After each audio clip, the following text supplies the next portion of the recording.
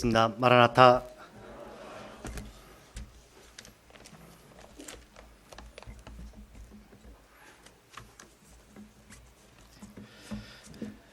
한 5년 만에 연속해서 2주간 이렇게 서게 되었습니다. 모세와 같이 말에 대한 은사 능력이 없는 분들은 좀 어려움이 있음을 보게 됩니다.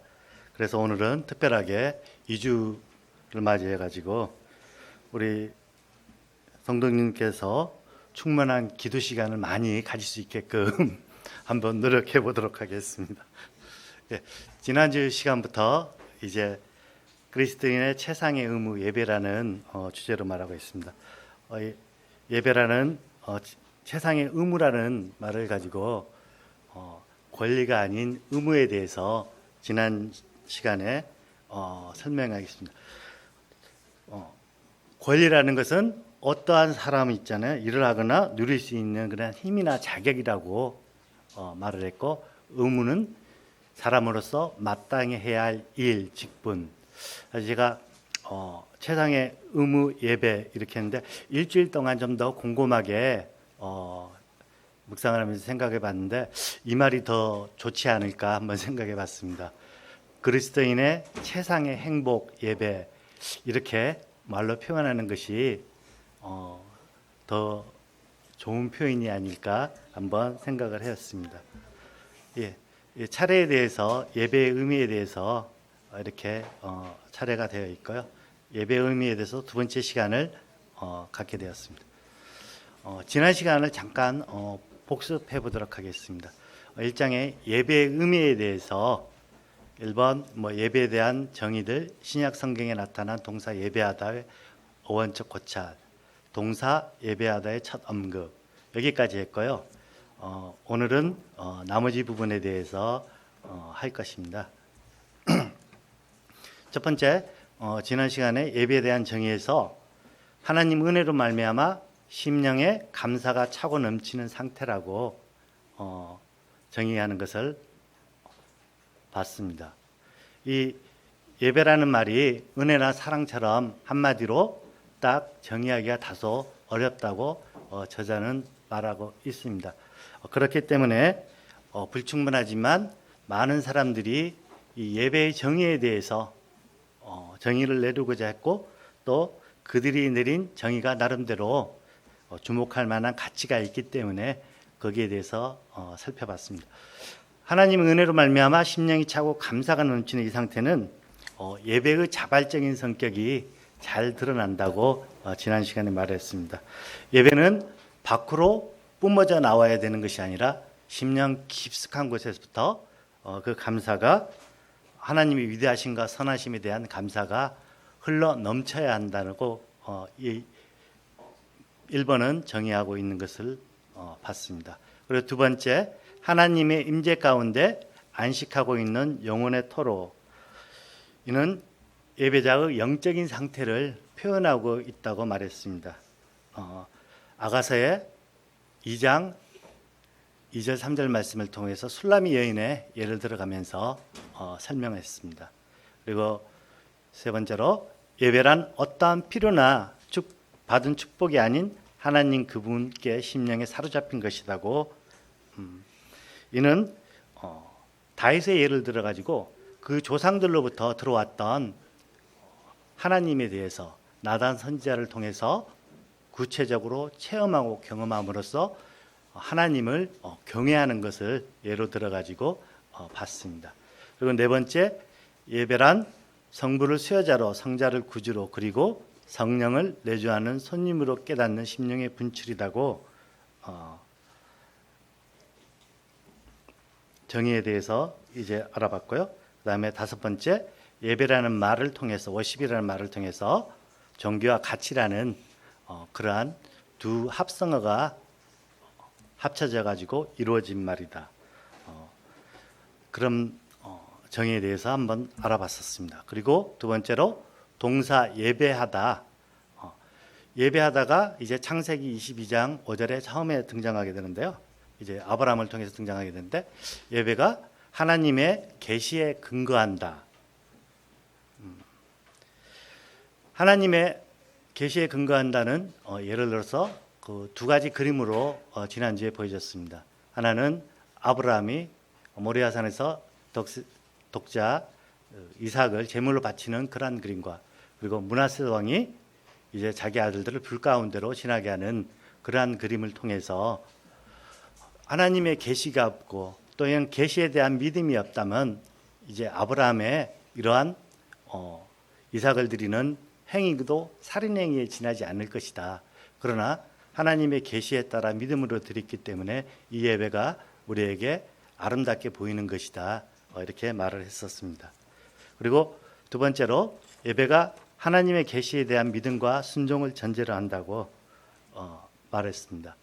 이제 아브라함이 하나님의 계시를 받고 주저하지 않고 아침 일찍 일어나 가지고 떠나는 모습을 통해서 이제 신앙의 길에는 순종밖에 없음을 보게 되었습니다. 그리고 하나님께서 어떠한 방식으로든지 이러한 것을 아브라함에게 하신 약속을 능히 이루실 것이라는 그러한 믿음을 가지고 갈등을 극복하고 하나님의 뜻을 따라 준행함을 봤습니다.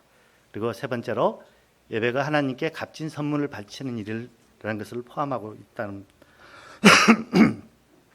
있다는 것입니다. 아브라함에게 있어서 독생자 하나밖에 없는 독생자를 하나님께 드리는 것은 크나큰 그에게 있어서 큰 일이었을 것입니다. 그럼에도 불구하고 이렇게 믿음과 순종을 통해 가지고 하나님께 이삭을 드리는 것을 통해 가지고 예배가 아무런 가치 없이 드려지는 것이 아니라 예배라는 것은 가장 소중한 것을 드리는 것이다. 그런 것에 대해서 한번 교제를 나눴습니다. 그리고 예배가 성별의 결단을 요구한다.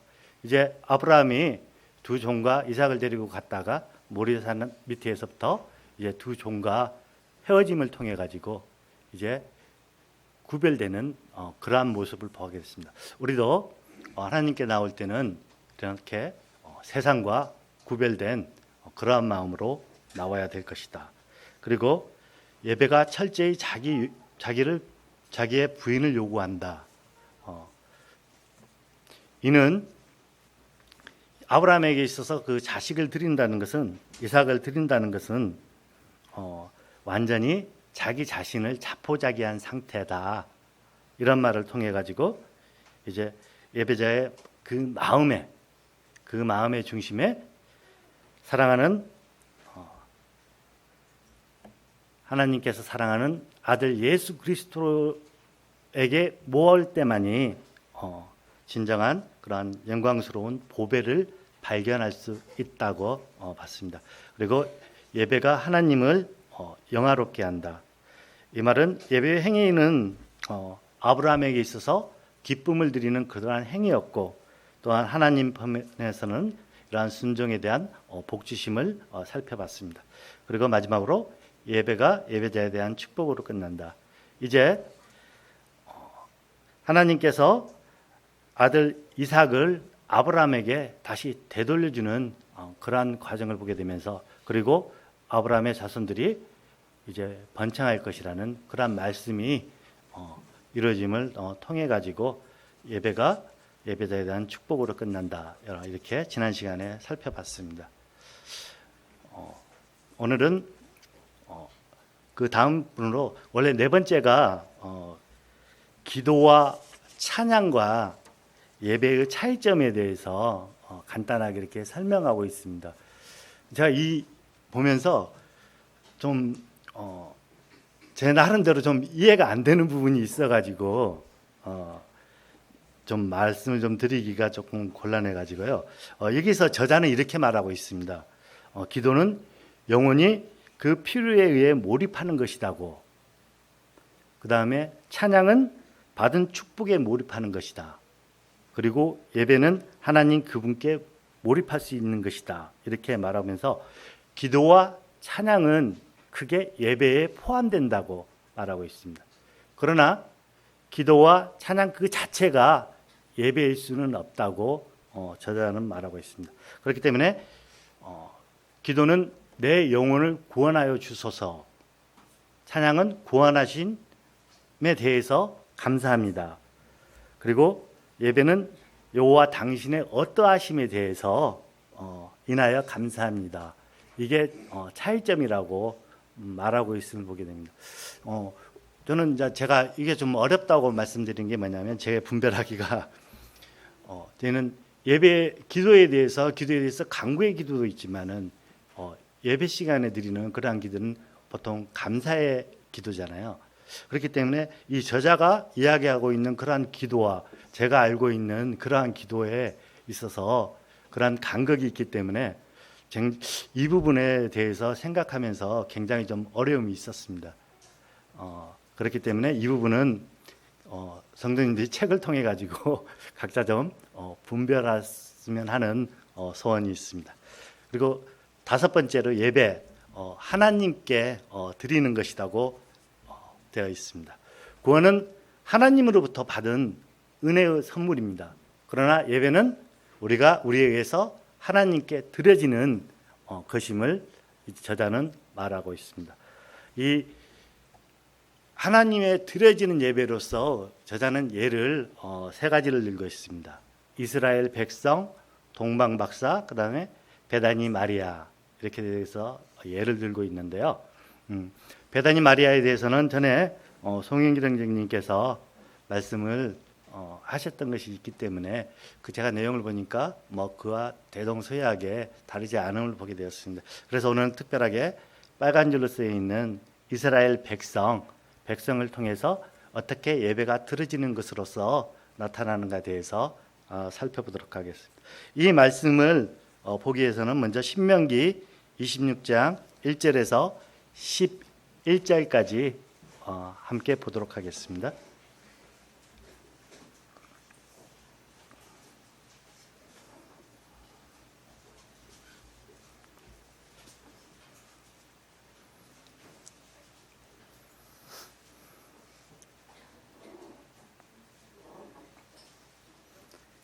신명기 26장 1절부터 11절까지입니다.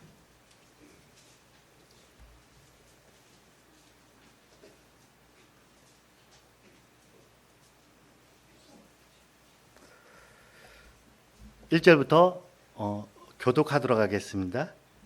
내 하나님 여호와께서 내게 기업으로 주어 차지하게 하실 땅에 내가 들어가서 거기에 거주할 때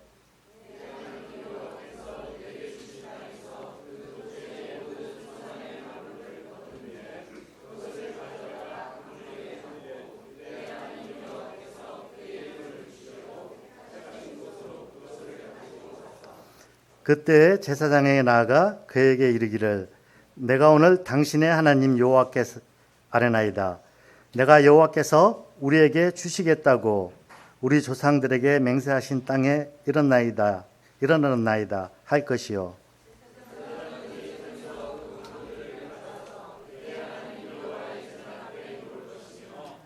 너는 또 내 하나님 여호와 앞에 아뢰기를 내 조상은 방랑하는 아람 사람으로서 애굽에 내려가 거기서 소수로 그러하였더니 거기에서 크고 강하고 번성한 민족이 되었는데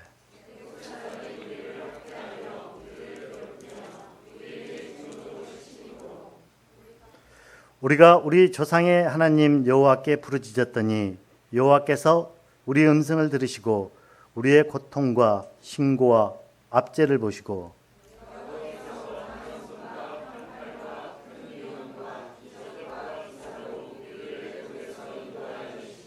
이곳으로 인도하사 이 땅 곧 젖과 꿀이 흐르는 땅을 주셨나이다.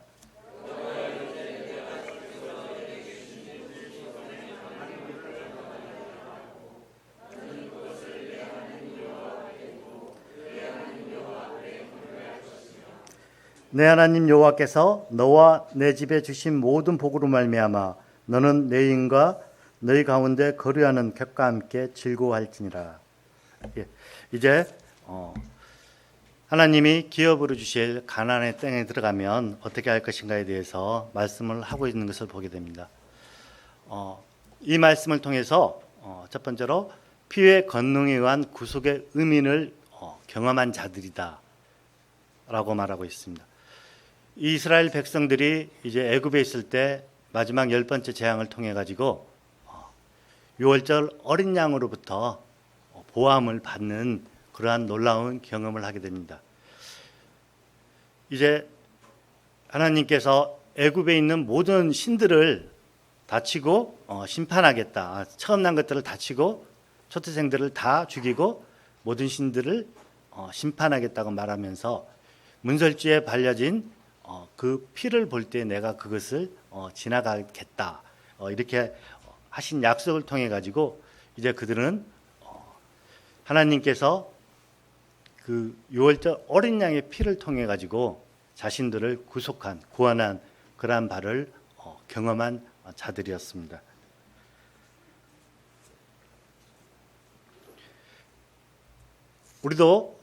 우리 그리스도인들도 이와 같을 것입니다. 우리 그리스도인들은 피의 권능에 의한 구속의 표적을 가진 자들이 아닐까 저는 생각합니다. 베드로전서 1장 18절 19절에서는 이렇게 말하고 있습니다.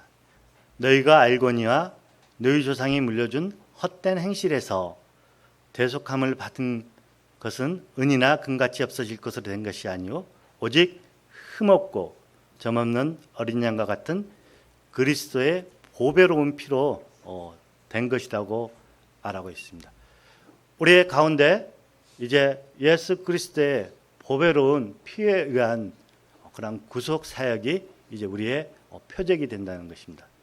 그러한 구속의 구속함을 경험한 사람들은 하나님께 예배를 드려야 한다는 것을 이제 말하고 있음을 보게 됩니다.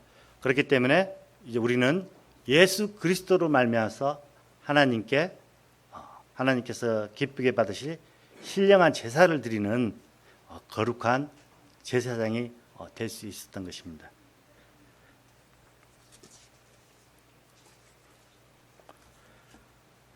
저의 지난 날을 잠시 한번 이 예배라는 의미에 대해서 보면서 생각해 보게 되었습니다. 저는 이 예배에 대한 지난 시간에 사람들이 어느 곳에나 이렇게 예배라는 말을 사용하는 것은 예배에 대해서 배우지 못하였기 때문이라고 말씀을 드렸었습니다. 저 역시 이러한 예배에 대한 의미를 정확히 알지 못하고 배우지 못한 상태에서 알려고도 하지 않은 상태에서 이렇게 신앙생활을 출발하게 되었음을 보게 됩니다. 그때는 예배라는 의미를 알지 못했기 때문에 예배라는 것이 그리스도인의 최상의 행복이다 이렇게 지금은 말할 수 있지만은 그 당시에는 예배라는 것이 참 어렵다 그런 생각을 좀 많이 했습니다. 왜냐하면은 가장 힘들었던 것이 기도였던 것 같습니다. 당연히 예배라로서 하나님께 감사하는 그러한 기도를 드리는 것이 마땅할 것입니다. 그러나 그러한 기도가 정말 말을 한다는 자체가 어렵고 두려웠기 때문에 예배라는 시간이 참 힘든 시간이었던 것 같습니다. 그리고 예배 시간에 보면 이렇게 기도를 하게 되면은 좀 부끄러운 이야기인데 기도를 이렇게 다른 형제님들이 하시잖아요. 그러면 살짝 잠이 이렇게 드는 거예요. 가지고 이상하게 아멘 하면 딱 깨요. 그런 것을 보면서 정말 지금 생각하면 많이 좀 부끄럽고 그런데 그러한 예배에 대한 의미를 알지 못했기 때문에 그렇지 않았나 그런 생각을 합니다. 그렇기 때문에 우리가 이러한 예배에 대해서 배우고 이것을 통해 가지고 하나님께 영광을 드리는 것이 정말 기쁜 일임을 배워야 할 것으로 생각합니다. 지금은 뭐 그렇지 않은데 지금은 이제 예배에 대한 그러한 의미의 중요성을 알기 때문에 될 수 있으면은 맑은 정신으로 온전한 정신으로 하나님께 예배드리는 그러한 시간을 갖고 있습니다. 전에는 예배 시간에 5분 10분 늦는 게 다반사였습니다. 저로 인해서 이렇게 늦어졌게 됐고, 이상하게 꼭 좀 한국인의 미덕은 뭐 조금 늦어야 미덕인 것처럼 그런 생각을 좀 가지고 있었는데요. 이제 어느 날부터인가 이제 그런 제 삶이 바뀜으로 인해서 이제 막 제 자신이 예배 시간에 좀 늦어지는 것을 용납하지 못함을 보게 됩니다. 그래서 일요일 날 이제 아침에 보면 막 애들 막 깨워가지고 막 닭다르라 하고 빨리 가자. 어떤 이제 형제님들 같은 경우 정해진 시간에 안 나오면 혼자 이렇게 출발한다는 그러한 말도 들었습니다. 그러나 제가 연약해서인지 저는 아직까지 출발을 해보지는 못했습니다. 이런 것을 통해 가지고 우리가 그리스도의 피에 대한 표적이 있기 때문에 당연히 예배를 드리는 사람으로서 예배를 드려야 된다는 생각을 하게 됩니다. 그리고 이 이스라엘 민족은 그 땅에 기업을 가진 자들입니다. 1절에 보니까 여호와께서 내게 기업으로 주고, 그 다음에 또 2절에 보니까 여호와께서 내게 주신 땅에서, 이렇게 연속해서 두 번 말하고 있는 것을 보게 됩니다. 이스라엘 백성들은 이제 하나님의 은혜에 의해서만 살 수 있는 그러한 광야를 이제 지나서 요단강을 건너 이제 본격적으로 하나님께서 약속하신 그 땅으로 들어가는 자임을 이 절에서는 묘사하고 있습니다.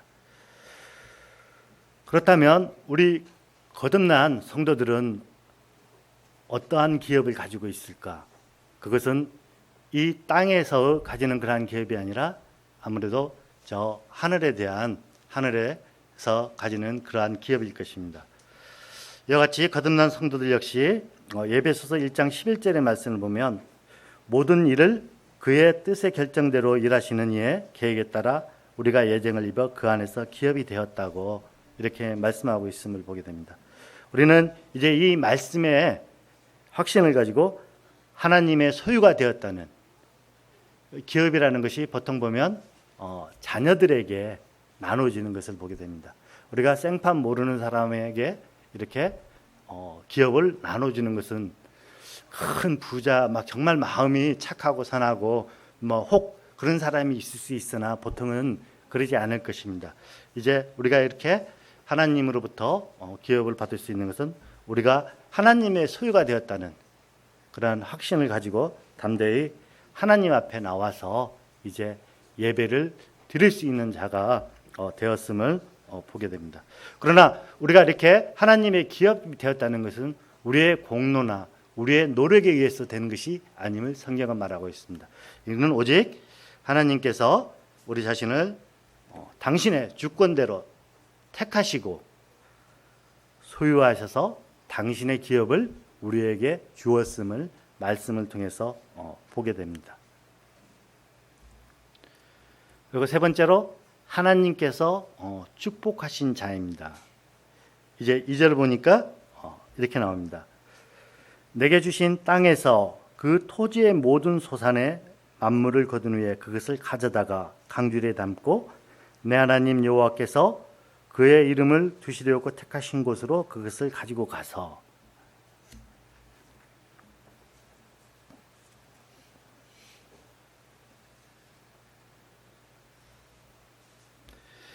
이 말을 통해 가지고 이제 하나님께서는 당신이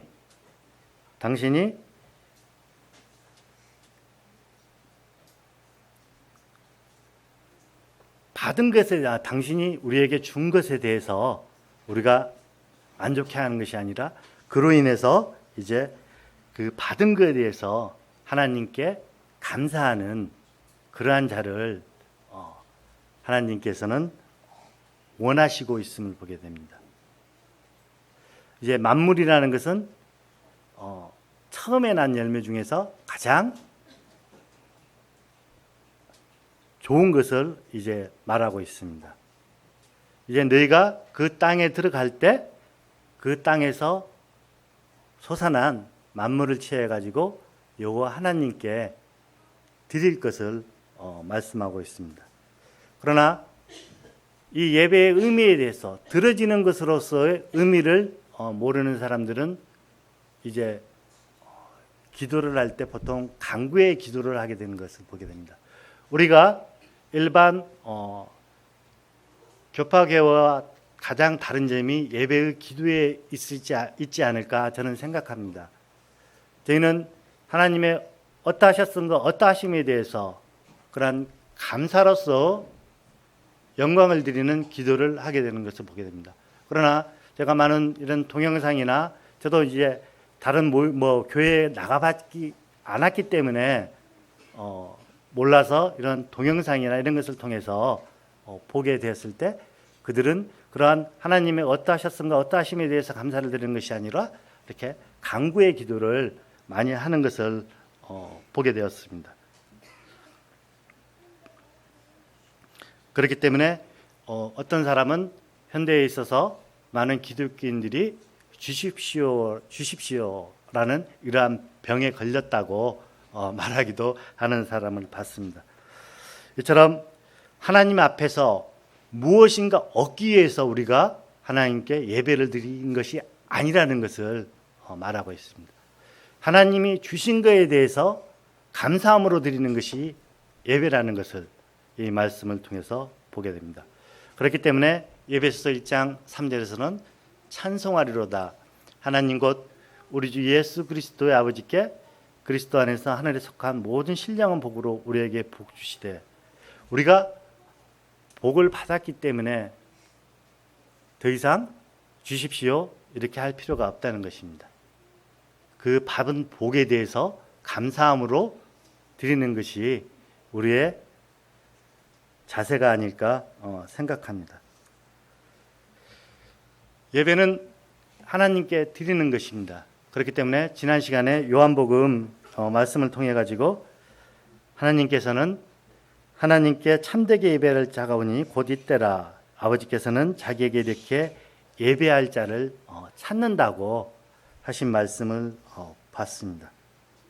그렇기 때문에 이제 우리는 이 말씀을 통해서 당신께서 아끼시지 아니하는 그러한 독생자까지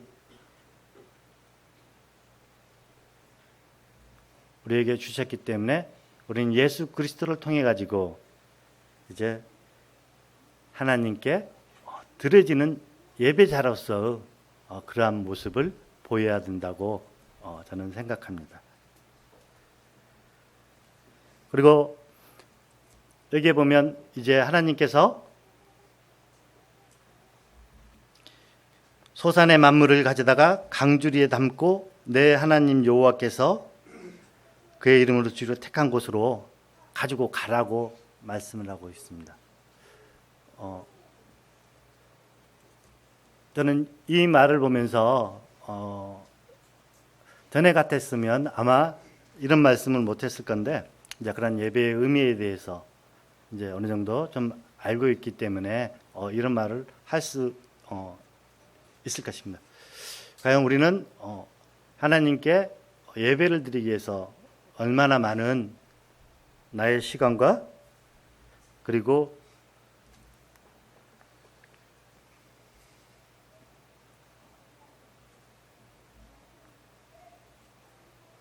다른 것들을 통해 가지고 하나님께 가지고 나갈 수 있는가 한번 생각을 해보겠습니다. 어떤 혹자는 이렇게 말합니다. 오늘날 많은 신자들이 하나님께 담겨갈 그러한 강주리에 담아가기 위해서 아무런 노력과 시간도 투자하지 않는다. 이것이 참 개탄스럽다. 이렇게 말하는 혹자도 있음을 보게 될 때 과연 우리는 하나님의 예배를 드리러 나갈 때 어떠한 것을 담고 나가는가 한번 곰곰하게 생각해 보게 되는 그러한 장이었던 것 같습니다. 그리고 2절 3절을 통해서 예배자는 감사하는 자입니다. 이렇게 말하고 있습니다.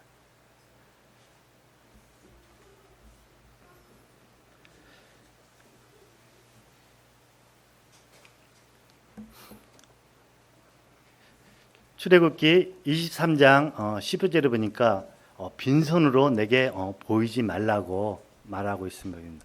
우리는 예배를 드리는 것으로 예배자로 그러한 모습으로서 하나님께 예배를 드릴 때 빈손으로 나와서는 되지 않을 것입니다. 이스라엘이 새롭게 거하게 된 이 가나안 땅에서 그리고 그곳에서 거두는 모든 수확물은 다 하나님의 소유입니다. 그렇기 때문에 이들은 이러한 것을 강주리에 담아가지고 기쁘게 하나님 앞에 나올 수 있게 된 것입니다.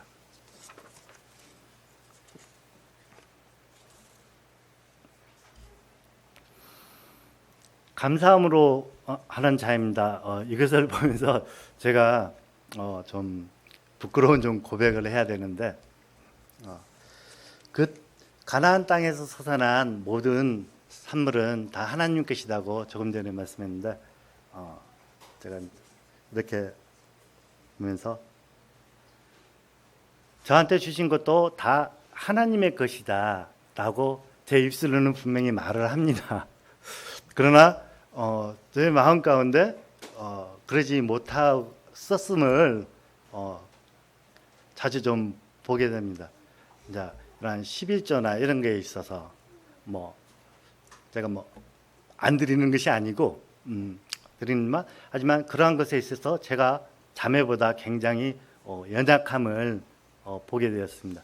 제 자매 같은 경우는 온전히 드리기를 소망하고, 이제 저 같은 경우는 이제 약간 이제 그런 대출건으로 인해 가지고 생기는 조그마한 소득이 있습니다.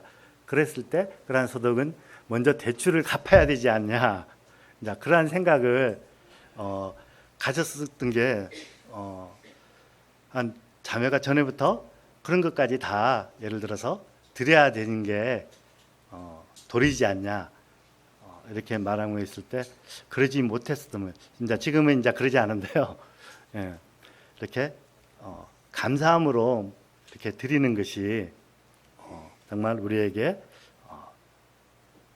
가장 좋은 것이 아닐까 생각하게 됩니다.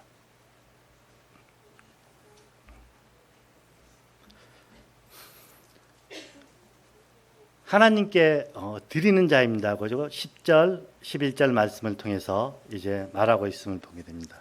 10절 보니까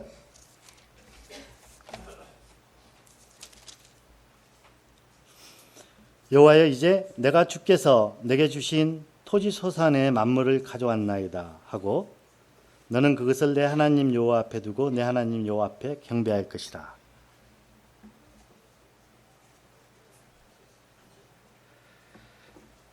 이처럼 하나님 앞에 경배하기 위해서 앞서 우리는 예물을 드리는 자로서 그러한 자세가 먼저 갖춰져야지 이것이 곧 하나님께 감사하는 마음임을 이 말씀을 통해서 우리가 교훈받게 됩니다. 이 10절에서는 예배자는 하나님께 아무것도 구하지 않는다는 사실을 발견하고 있습니다. 하나님께 구하는 것이 아니라 하나님께 주신 것을, 그 중에서 가장 좋은 것을 온전히 다시 하나님을 경배하기 위해서 가지고 나옴을 보게 됩니다. 이 말씀을 통해서 예배는 하나님께 간청하는 입술로 나오는 것이 아니라 예물을 든 손으로 나오는 것임을 보게 됩니다. 물론 그 예물은 우리의 노력에 의해서, 우리의 행위에 의해서 취해지는 것이 아니라 온전히 하나님께서 우리에게 준 예물이며, 또 그 예물을 통해 가지고 하나님께서는 기쁘게 받으신다는 사실을 보게 됩니다. 우리가 예배 드릴 때 저자는 이렇게 말하고 있습니다. 오랜 침묵은 종종 예배를 위한 묵상의 침묵이 아니라 영적인 빈곤의 침묵임을 보게 됩니다. 라고 책에서 말하고 있음을 보게 됩니다. 우리가 형제로서 마땅히 예배가 풍성하게 드려진다는 것이 그것은 우리 누구나 다 알고 있는 사실일 것입니다. 그러나 이렇게 이제 종종 이렇게 그러한 것들이 끊어지게 될 때 우리는 형제님들께서 이제 좋은 말로 표현하면 형제님들께서 깊은 묵상을 하고 있구나 이렇게 이해할 것이고, 좀 안 좋게 이야기하면 형제님들께서 준비를 많이 안 해오신 주구나 예를 들어서 이렇게도 말할 수 있을 것입니다. 그렇기 때문에 우리는 예배 시간에 이러한 긴 침묵이 생기지 않도록 끊임없이 준비를 해야 될 것입니다. 그리고 다음으로 이제 거룩한 향에 대해서 말하고 있습니다. 이 거룩한 향은 출애굽기 30장 34절부터 38절에 말하고 있습니다. 잠시 보도록 하겠습니다.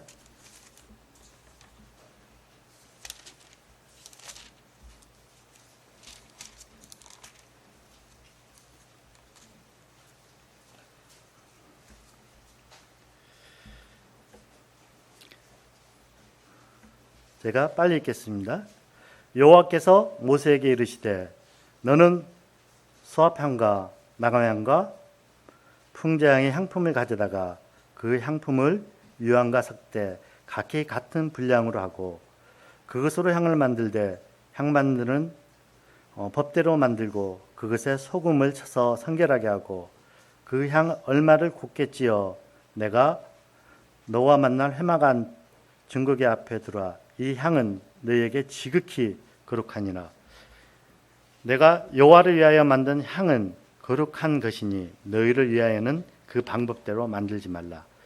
냄새를 맡으려고 이와 같은 것을 만드는 모든 자는 그 백성 중에서 끊어지리라. 이제 이 저자는 거룩한 향을 통해 가지고 이제 거룩한 향의 사용 목적의 제한과 그리고 향의 재료와 향의 사용 목적을 통해 가지고 예배에 대해서 설명하고 있습니다. 먼저 사용 목적의 제한입니다. 향은 오직 하나님께 예배를 드릴 목적으로만 준비되고 사용되어야 한다는 것입니다. 37절에 보면 너희를 위하여 그 방법대로 만들지 말라고 말하고 있음을 보게 됩니다. 여기서 너희를 위하여는 일반적인 다른 목적을 말하고 있습니다. 오직 향은 하나님께 예배드릴 목적으로만 준비되는 것임을 말씀을 통해서 보게 됩니다. 그리고 이를 통해서 예배의 대상은 오직 여호와 하나님 한 분뿐이심을 우리에게 말하고 있습니다. 예배는 오직 하나님께만 속해 있기 때문입니다.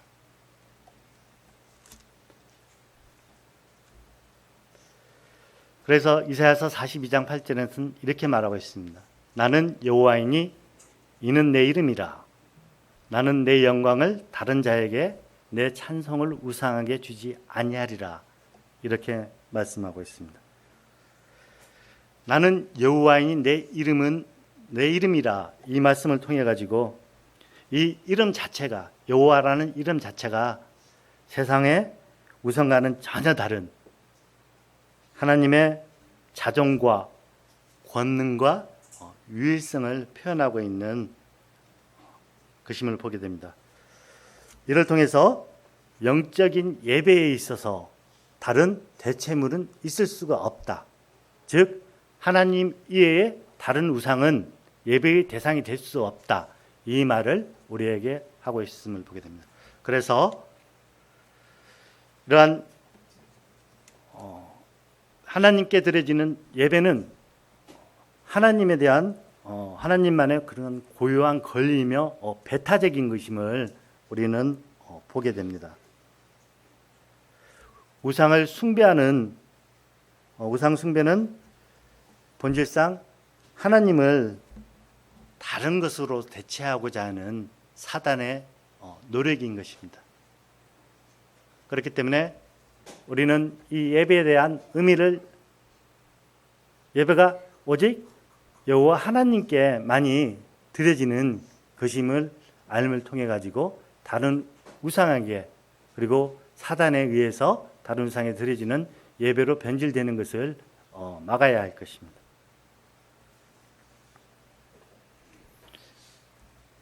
두 번째로 향의 재료입니다.